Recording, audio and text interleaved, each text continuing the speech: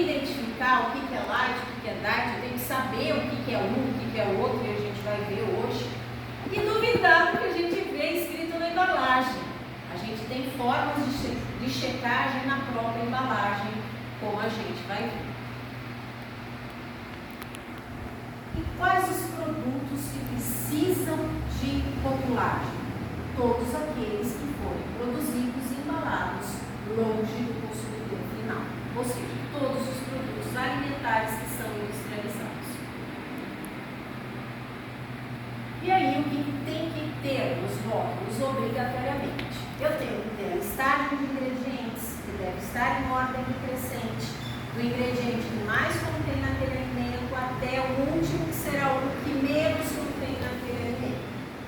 A origem, quem é o fabricante, qual o endereço, qual a cidade, qual o CEP, rua, avenida, número, tem que conter obrigatoriamente no rótulo dos alimentos. Porque se der algum problema na minha casa, não foi o lote todo, foi no que eu comprei, eu preciso contatar o produtor. Hoje até e-mail eles têm que colocar ali no rótulo dos alimentos. E alguns até o WhatsApp. Prazo de validade, obviamente, vai ser diferenciado esse prazo para cada tipo de alimento, para laticínios, para carnes, para produtos de maior durabilidade, como macarrões, arroz, feijões, enfim, todos eles têm que ter a data no mínimo de validade. Não há mais a obrigatoriedade da data de fabricação, mas existe a obrigatoriedade da data de validade. Tem que ter o conteúdo líquido. O conteúdo líquido é o que está dentro da embalagem. Vamos dizer que aqui fosse uma embalagem. É o que está aqui dentro, o produto que está dentro. Não é o peso do que está dentro, mas o peso da embalagem. Então é o que está dentro, o peso líquido. É obrigado também quem rotula, quem precisa rotular, colocar essa informação. O lote, obviamente, que vai indicar que vários produtos de várias embalagens foram produzidos com os mesmos ingredientes, na mesma máquina, no mesmo dia e no mesmo horário. Porque se der algum problema, eles vão ter que recolher todos os alimentos que fazem parte desse lote. Então é obrigatório. Geralmente o lote é um número, são números, né? Vários números juntos. Alguns até têm letras, mas é mais comum a numeração. E a informação nutricional obrigatória, que é a tabela de informação nutricional, que tem que ter todos, obrigatoriamente, todos esses nutrientes. Se o fabricante quiser colocar outros tipos de sais minerais, outras vitaminas, ele pode.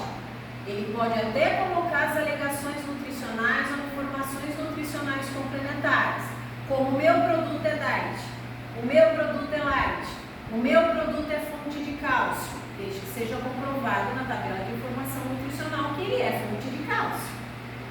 Enfim, ele pode colocar o que ele quiser, desde que seja comprovado cientificamente e que aquele alimento passou por inspeção para ter aquela alegação, né?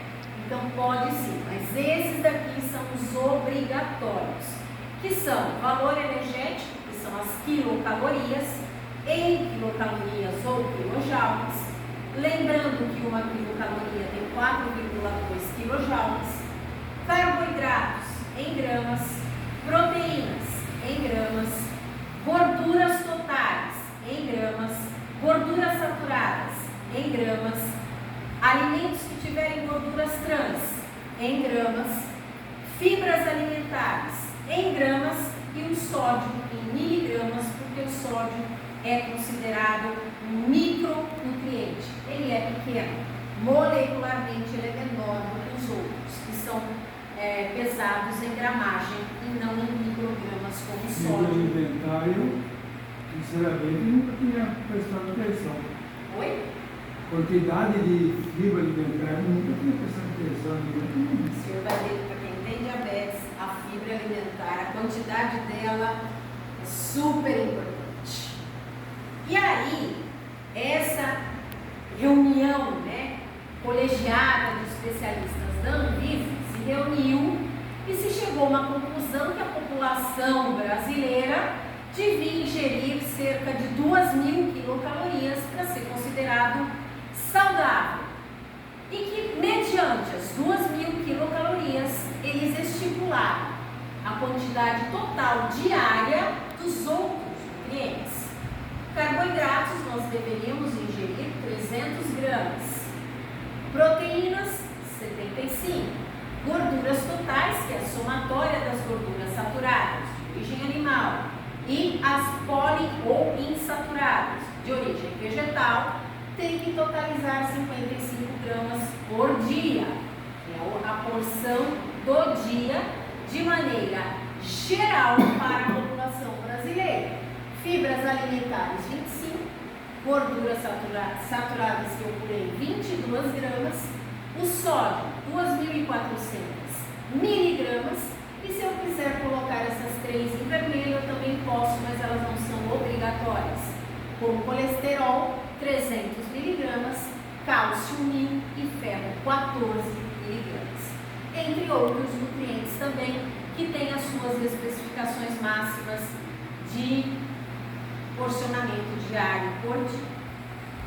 2.000 quilocalorias é uma quantidade um tanto quanto grande para nós que não temos uma atividade física intensa. Então, essas quantidades, elas berram, principalmente o carboidrato para quem tem diabetes. Carboidratos totais, simples e complexos, somados. Então, nós fizemos na lousa uma adaptação. Se nós ingerirmos cerca de 1.400 quilocalorias, nós ingeriríamos 5.880 quilojoules, porque uma quilocaloria tem 4,2 quilojoules. Então, 1.400 vezes 4,2, eu vou encontrar 5.880 quilojoules. Para essas 1.400 quilocalorias do carboidrato, porcionalmente por dia, eu teria que ingerir 210 gramas. E de fibras alimentares, eu teria que ingerir de 17,5 a 21 gramas para essas 1.400 calorias, que está mais de acordo com o que a gente ingere. Mas vocês observem que isso é uma média, que aquilo é uma média, e nós temos que analisar as nossas necessidades individuais. Mas para não ficar muito confuso, nós vamos usar o que a Anvisa preconiza para esta palestra. Mas que vocês tenham em mente que isso é um geralzão, é uma média geral da população brasileira e não o que eu provavelmente vou precisar de forma individual. Dependendo das nossas condições físicas, fisiológicas, emocionais e atividades, eu vou precisar de mais ou de menos que essas quantidades. Mas isso totalizaria o que eu preciso ao longo do dia para esses nutrientes que são de declaração obrigatória na rotulagem dos alimentos. Deu para vocês entenderem? Entendeu? Está muito quieta hoje por isso. E aqui a gente tem a tabela de informação nutricional com todas as informações daqueles nutrientes obrigatórios, com exceção do cálcio, que não é obrigatório, e que a gente encontra o porcionamento, no caso do exemplo desse alimento, 170 gramas, que corresponde a uma unidade, que é a medida caseira. Lembrem-se que eu falei que o porcionamento tem que ter as duas medidas de forma obrigatória na rotulagem de alimentos, na tabela de informação nutricional. E aí eu tenho aqui a escala toda, né, na tabela dos nutrientes, as quantidades que eles apresentam nessa porção de uma unidade de 170 gramas e a porcentagem de vermelho. Que é porcentagem de vermelho.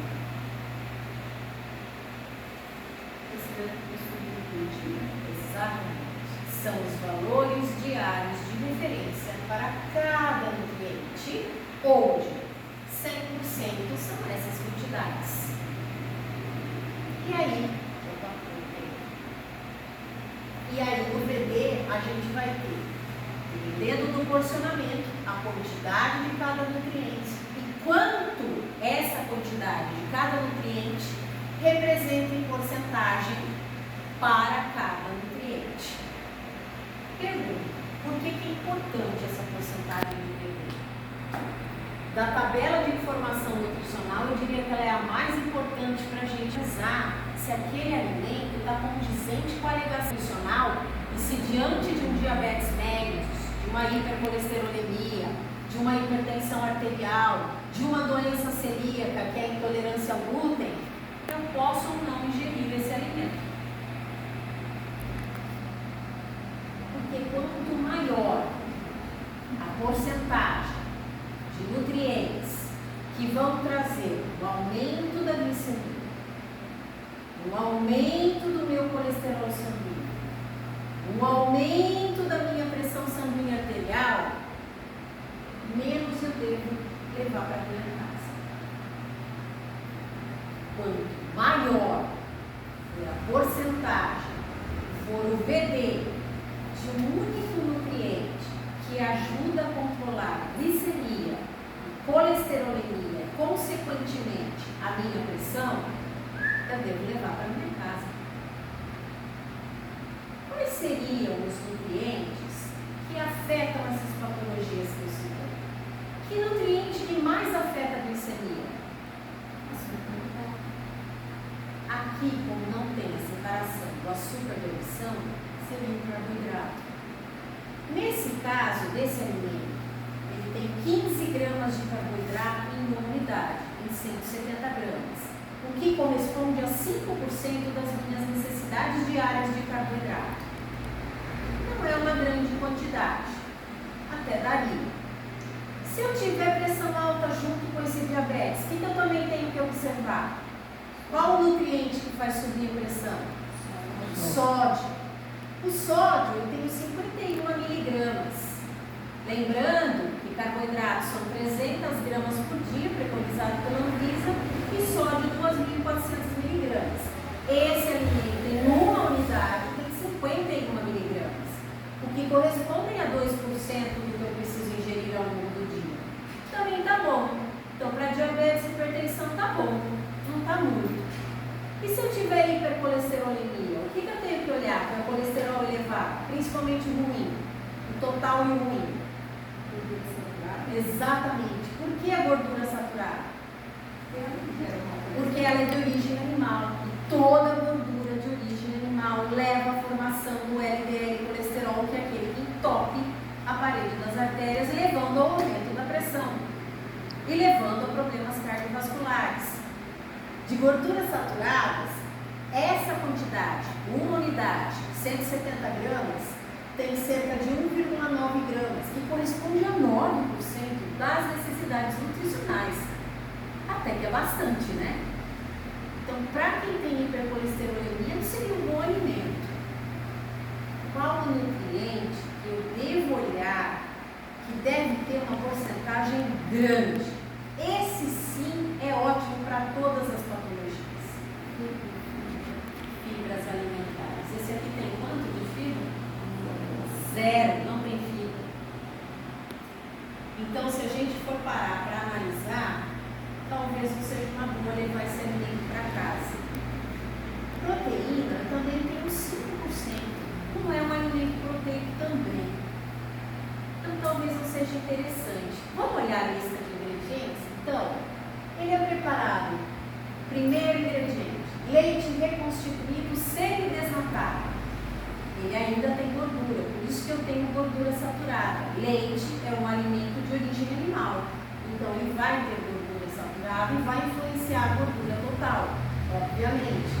Preparado de frutas vermelhas, que vem morango, amora, framboesa, açúcar, água, amido modificado.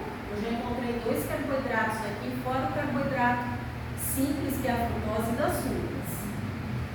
Espessante, goma guar e goma xantana. Corante natural, carmim cochonilha, que nos Estados Unidos está proibido.